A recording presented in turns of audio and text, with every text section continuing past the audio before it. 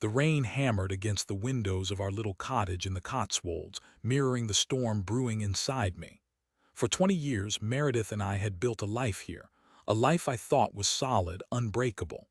I'm Alaric, and until a few weeks ago I was a content, if somewhat unremarkable, IT specialist. Now I feel like my world has been digitally erased, leaving behind only fragments of what was. It started subtly. Meredith, always meticulous about her appearance, began spending even more time getting ready. New clothes appeared, perfumes I didn't recognize filled the air, and her phone became an extension of her hand. I initially dismissed it as a midlife refresh, a harmless attempt to recapture her youth. We were both approaching 50, and I figured she was just trying to feel good about herself. But then came the late nights at the office. Meredith works as a marketing manager for a local firm, and she claimed a big project was demanding extra hours. I understood, I'd been there myself. Yet something felt off. Her explanations were vague, her demeanor distant. She'd come home exhausted, barely acknowledging my presence before collapsing into bed. Our conversations dwindled, our intimacy vanished. One evening, I decided to surprise her at work with dinner. I picked up her favorite Thai takeout and drove to the office building. The parking lot was nearly empty and the lights inside were dimmed. I walked to her office, the takeout bag growing cold in my hand. The door was slightly ajar. I pushed it open. The scene that unfolded before me is burned into my memory. Meredith was locked in a passionate embrace with a man I'd never seen before. His hands were all over her, and she seemed completely lost in the moment. I stood there, frozen, the takeout bag slipping from my grasp and landing with a muffled thud. They broke apart startled, their faces flushed with guilt.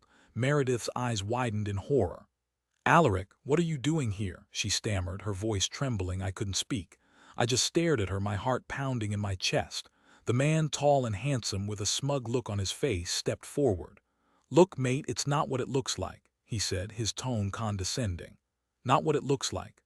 I finally managed to choke out, my voice cracking. "I'm standing here watching my wife making out with some stranger in her office. What exactly is it supposed to look like?" Meredith started to cry.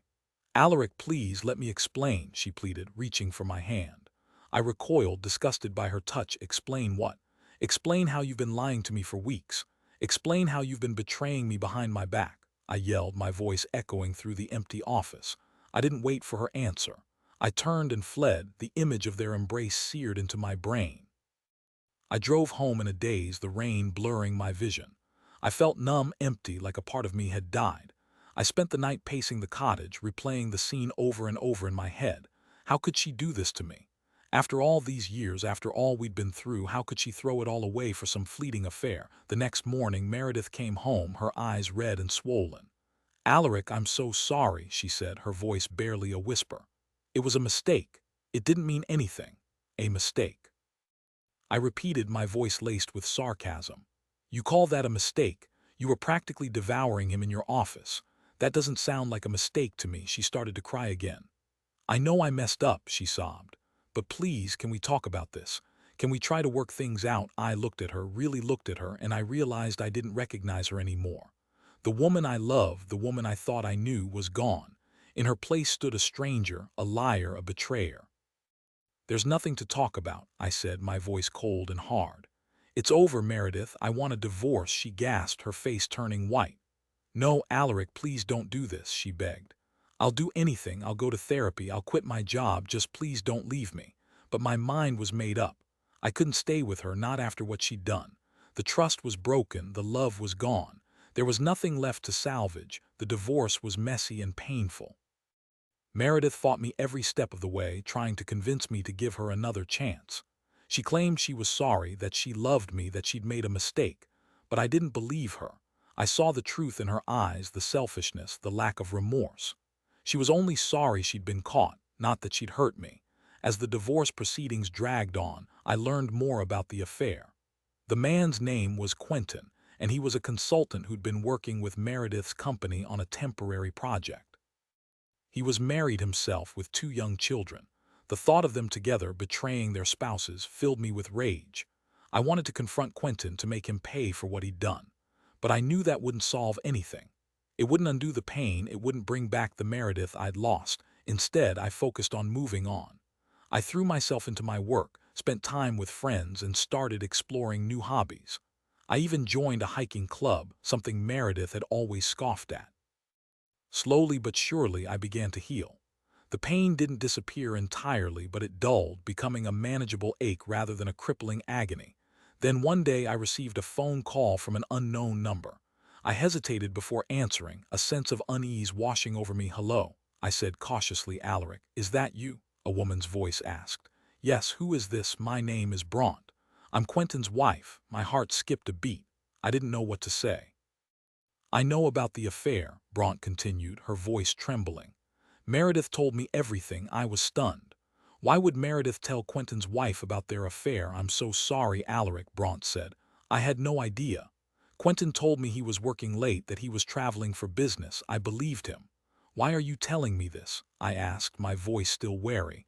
"Because I wanted you to know the truth," she said, "and because I need your help." She went on to explain that she was planning to leave Quentin, but she was afraid of him.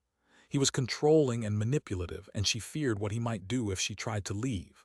"I need someone to be there for me, someone to help me get away," she said.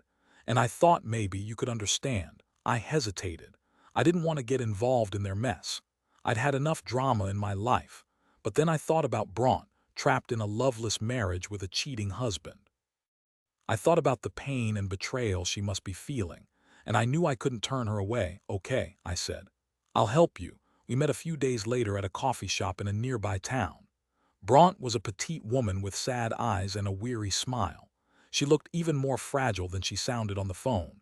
She told me about Quentin's controlling behavior, his constant criticism, his emotional abuse. She said she'd been planning to leave him for years, but she was always too afraid. "I don't know why I stayed so long," she said, tears welling up in her eyes. "I guess I just didn't think I could do any better." I listened patiently, offering words of encouragement and support. I told her about my own experience with Meredith, about the pain and betrayal I'd felt. "You're not alone," I said. "You're stronger than you think. You can get through this." Together, we hatched a plan. Bront would pack a bag with essential belongings and wait for my call. I would drive to her house while Quentin was at work, help her gather her things, and take her to a safe place. The day arrived, and I felt a knot of anxiety in my stomach. I drove to Bront's house, my heart pounding in my chest. I parked down the street and waited for her signal. A few minutes later, Bront texted me. "He's gone." I took a deep breath and walked to the house.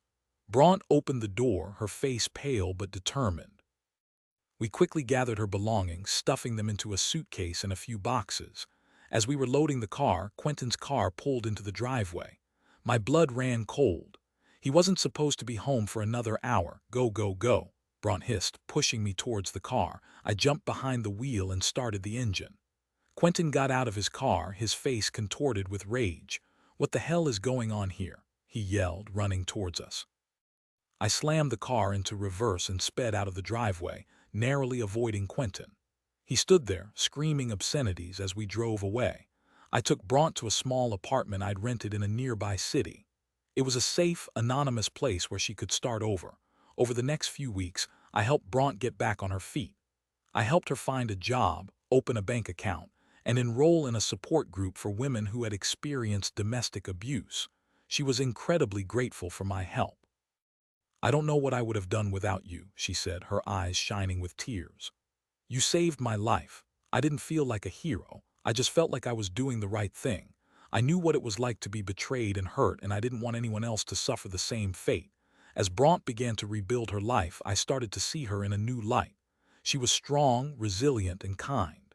She had a gentle spirit and a warm heart, and I found myself drawn to her. We started spending more time together, talking, laughing, and sharing our stories. We discovered we had a lot in common, including a love of hiking, a passion for books, and a desire for a simple, peaceful life.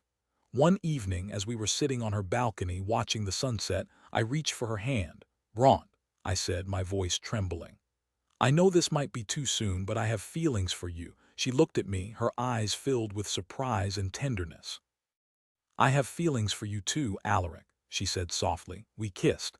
a gentle, tentative kiss that spoke volumes about our shared pain and our growing affection. Over the next few months, our relationship blossomed. We fell in love slowly and cautiously, like two people who had been burned before and were afraid to get hurt again. But we were careful, respectful, and honest with each other. We communicated openly, shared our fears and insecurities, and built a foundation of trust and understanding. Eventually, we decided to move in together.